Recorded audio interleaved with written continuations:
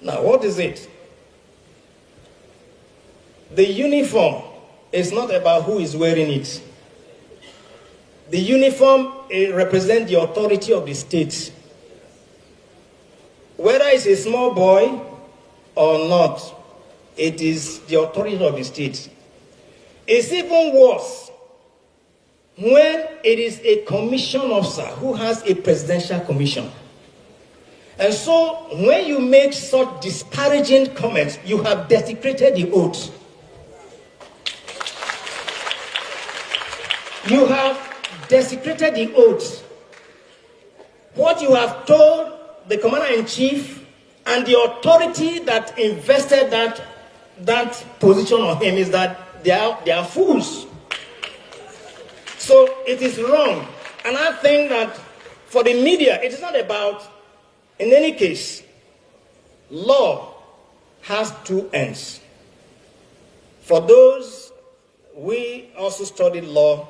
I'm not learned, but then in military law, we also taught that for you to be able to establish a crime, there are two elements: actus reus and mens rea.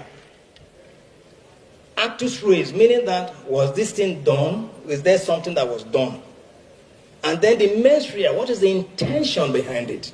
So when a son says that the minister has authority over land and it's not the duty of a soldier, that is not the issue. Now, if you have any reason to believe that what the young man is doing, there is a channel. That's the rule of law. So you desecrating the oath, it has not. So this is what you, the media, must try to highlight. I know that over the years, we have lost our educational traction. Civics that ought to be taught, these are things that primary school pupils, secondary school pupils ought to know, that even adults don't know anymore. The whole essence of contracts, all right, the compact that you have with the state, that every individual has ceded his rights to the state, is because of things like this. So that we will not, at April 29, take laws into our hand. It is not a jungle. So if the state has, designated certain establishment and they gave them a uniform for you to be able to easily recognize them. Because today now, am I the CDS? I'm not CDS. Look at what I'm wearing. But assuming I was wearing uniform today, it's a different matter entirely.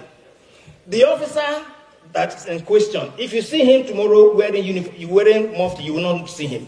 So what distinguishes the police, the military, and other agencies is the uniform.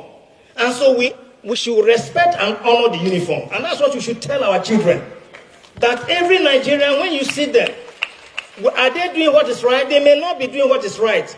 But then it is not your duty to now lay your hands on them. So otherwise, we're in a jungle. That's exactly what's happening. That counterterrorism has become a ding-dong thing. If you go to social media, nobody knows what is right and what is wrong. What was done with good intention is misinterpreted because of sins like that.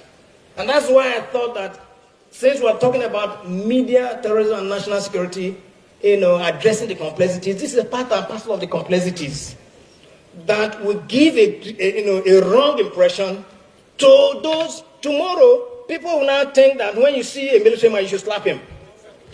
This is a jungle. Even police, why will you do that to a policeman? Me, as a general, I can't slap my soldier. I can't touch him. I can't use my hand on him. If I do that, either I apologize to him or I will be disciplined.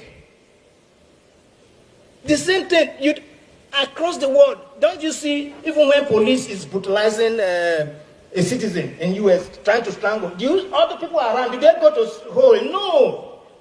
Because they respect the uniform. But is he misusing the uniform? Yes. Will he be dead to it? Yes. So let us get the distinction. I thought that it would be a good opportunity to see. So as I conclude,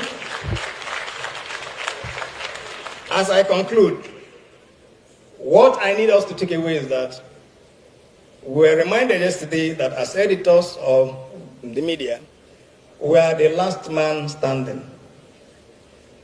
But then, because we are dealing with national security issues, you as last man standing, you do not have the sword to protect you. So if the first man, the second man, and third man are all dead, what becomes of you? So note that.